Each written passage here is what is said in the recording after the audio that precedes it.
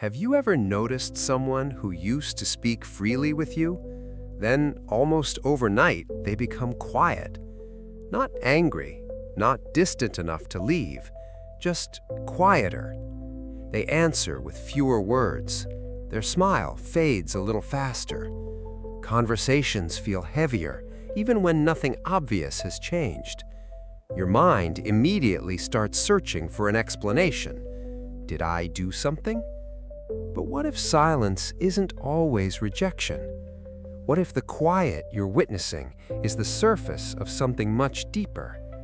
Because sometimes the loudest thing a person says is nothing at all. Problem deep dive. When someone suddenly becomes quiet around you, your brain rarely accepts uncertainty. It creates stories instead. Maybe they're losing interest. Maybe they're disappointed. Maybe they're angry. This isn't because you're irrational.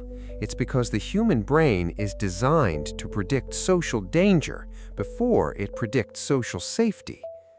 Psychologists call this a negativity bias. Your brain treats uncertain social situations like incomplete puzzles. Instead of waiting for more information, it fills the missing pieces with possibilities. And unfortunately, those possibilities often lean toward fear. Meanwhile, the quiet person may be experiencing an entirely different reality. Maybe they're overwhelmed. Maybe they're mentally exhausted. Maybe they're carefully choosing words because they don't want to hurt you. Or maybe they're carrying something that has nothing to do with you at all. Yet silence changes relationships in a unique way. Words create certainty. Silence creates interpretation. And interpretation is where misunderstandings begin. Think about a friend who suddenly replies with one-word messages. Nothing dramatic happened, but your behavior starts changing. You text less. You overthink more. You replay old conversations. Eventually, you're no longer responding to what they actually did.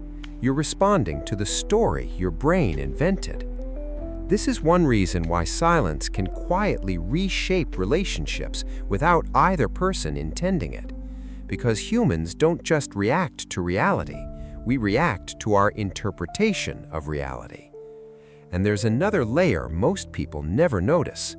Sometimes people become quiet around those they value the most. That seems backwards, but psychology explains why. Reframe. Many people assume quietness means emotional distance, but often it's emotional caution. Your nervous system doesn't become more careful around people who don't matter. It becomes more careful around people whose opinions carry weight. Imagine standing on solid ground.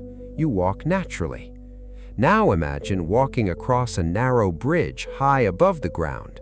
Your movements become slower, more deliberate. Nothing about your ability changed, only the perceived consequences. Relationships work the same way. The more emotionally significant someone becomes, the more carefully some people monitor every word they say. This is especially common in people with high social sensitivity, rejection sensitivity, or anxious attachment patterns. They're not withdrawing because they don't care. Sometimes they're withdrawing because they care too much. Their silence becomes a form of emotional protection, not only for themselves, but sometimes for you. This doesn't mean every quiet person secretly likes you, nor does it mean silence should always be romanticized. It simply means behavior often serves a purpose before it becomes a problem. Silence can be an adaptation, and adaptations always begin as attempts to stay emotionally safe. The question is, what exactly is the brain trying to protect? Psychological mechanism. To understand sudden silence, imagine the brain as an airport control tower. Thousands of signals arrive every second. Thoughts, memories, facial expressions, tone of voice, past experiences. Before any word leaves your mouth, the control tower decides whether speaking feels safe enough. If the emotional risk seems low, communication flows naturally. If the emotional risk appears high, the tower delays takeoff, sometimes indefinitely. This decision happens largely through the interaction between the amygdala, which detects potential emotional threats, and the prefrontal cortex, which plans thoughtful responses. When emotional uncertainty increases, the amygdala becomes more alert. The brain shifts resources toward monitoring rather than expressing. It's similar to driving through heavy fog. You naturally slow down, not because you've forgotten how to drive, because visibility decreased. Silence is often psychological fog. The brain reduces unnecessary movement until it feels safe again. Here's another mental model. Imagine every conversation as spending emotional energy from a battery. Some people recharge quickly. Others lose energy through prolonged social interaction, stress, conflict, or internal worries. When the battery gets low, conversation becomes expensive, not impossible, just costly. So the brain begins conserving energy. One-word answers, long pauses, less eye contact, fewer emotional risks. From the outside, it appears like disinterest. Inside the brain, it's conservation. This is why judging silence without understanding context often leads us away from the truth instead of towards it. But understanding the mechanism is only the beginning. The real challenge is responding in a way that helps the nervous system feel safe again. Practical framework. 1. Replace assumptions with observation. Before creating a story, collect evidence. Ask yourself, what have I actually observed? Not, what am I afraid this means? This works because the prefrontal cortex becomes stronger when it separates facts from interpretations. Instead of emotionally reacting, it begins evaluating. For example, rather than thinking, they're avoiding me, notice, they've been quieter for 3 days, but they're still replying. Those are very different realities. 2. Lower the emotional pressure. People speak more when conversations feel emotionally inexpensive. Instead of asking, what's wrong with you? Try, you've seemed quieter lately. No pressure, but I'm here if you want to talk. This reduces perceived social threat. The nervous system interprets choice as safety. Psychologists call this supporting autonomy. When people feel they have control, defensive responses decrease. Imagine sitting beside someone during a quiet walk rather than interviewing them across a table. The conversation changes because the emotional environment changes. 3.